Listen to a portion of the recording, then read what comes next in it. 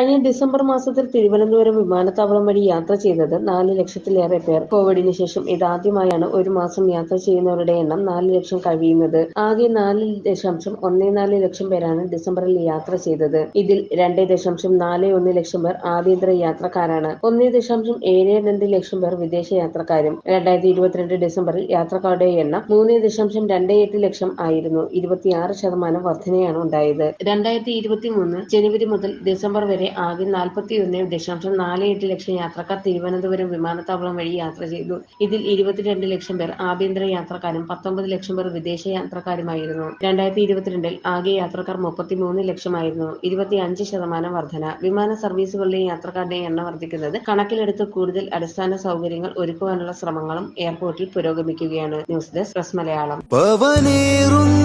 തങ്കമാണു നീ,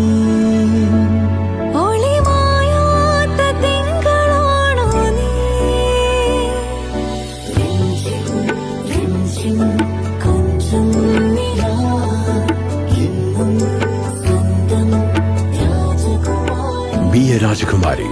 Rajakumari Gold and Diamonds. The trust of Travancore.